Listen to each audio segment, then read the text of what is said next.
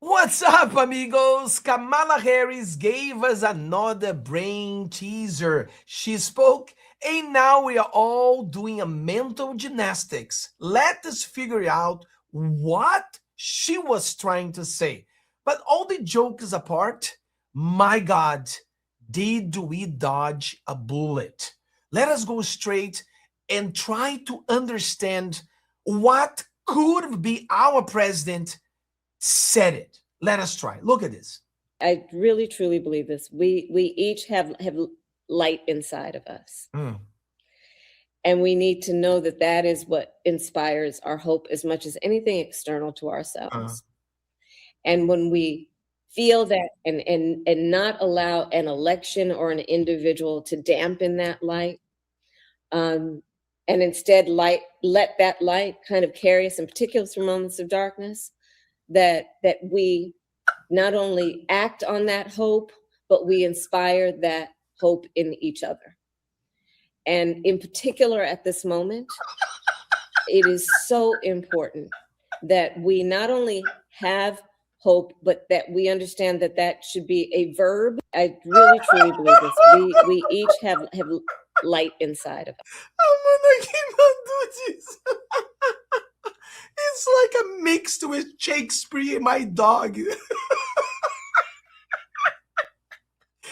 you understand anything she said? Oh my God. Oh my God. I'm sorry, guys. I can't do it.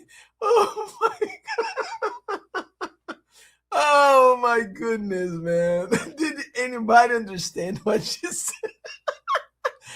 Let's go. But we dodge a bullet. We dodge a bullet. Can you imagine if she was the president and that moron, her vice? Look at this. It continues. It's serious. I'm laughing because it's impossible not to, but let's do it. I think that there is some real shaking up that we have to do of the rules and the structure. And does that get rid of the Electoral College? I think that should be a discussion that we should have. Guys, Trump won the popular vote as well. So you guys are desperate. He won the whole thing. He won the whole thing.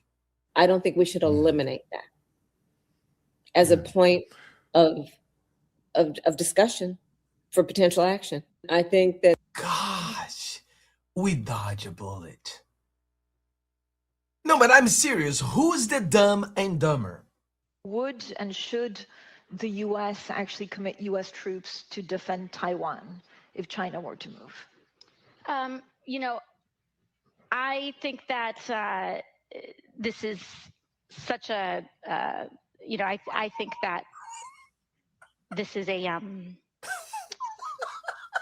this is, of course, a very longstanding policy of the United States. Look at this. Look at this. They asked that question to J.D. Vance. Look what J.D. Vance said it. Look at this. Look at this. J.D. Vance. Look at this. Let's do it. Look at this. My takeaway from that. What happened there? Look, what do you think? It was here. Well, look. Martha, you bring me on your show and you show me the most uncomfortable 20 seconds of television I've ever seen. My takeaway from that. What happened there? What do you think?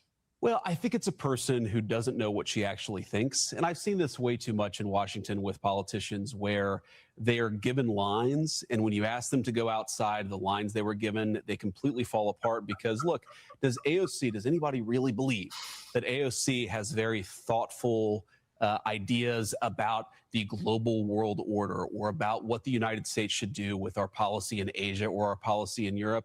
No, this is a person who is mouthing the slogans that somebody else gave her. And it I guess shows no one gave her one for thin, that one. I guess not. And it shows how thin the Democrats' policy actually is on all these very, very important questions. Look, that was embarrassing. If I had given that answer, I would say, you know what? Maybe I ought to go read a book about China and Taiwan before I go out on the world stage again. I hope that Congresswoman Cortez has the same humility. I'm skeptical. All right, we're going to come right back. Thank God for each one of you who vote for Trump, and including myself. I vote for Trump 3 times, and I'm the happiest person in the world. Best vote ever.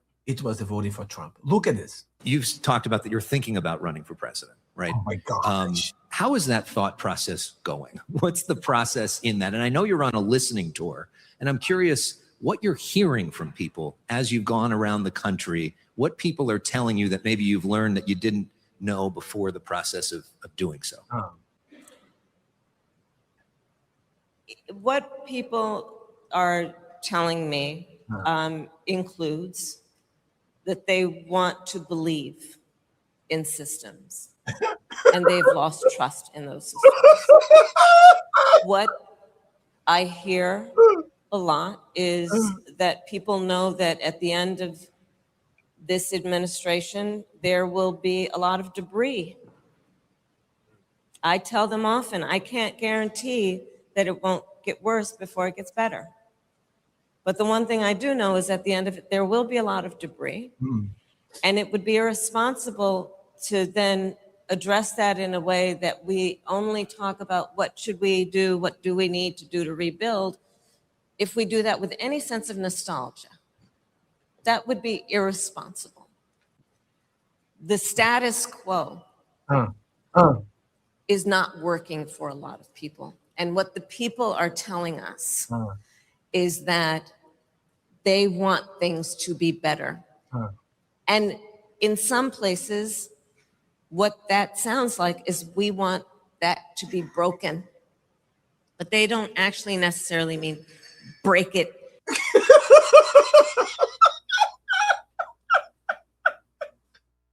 We want it to be broken, but we don't want to break it. Oh my God, man. I'm telling you. Who vote for this? Is she the dumbest person? The question I have to you guys is, who is the dumbest? AOC or Kamala Harris? Who is the dumbest politician in America right now? AOC or Kamala Harris? I think that's it's a fair question. It's a fair question. And I think it's pretty hard to. They want to break, they want it broke, but they don't want to break. Through destruction. They don't want to break to destruction. She want to break to construction? What is it? Look. But they don't actually necessarily mean break it. Listen. Is that they want things to be better.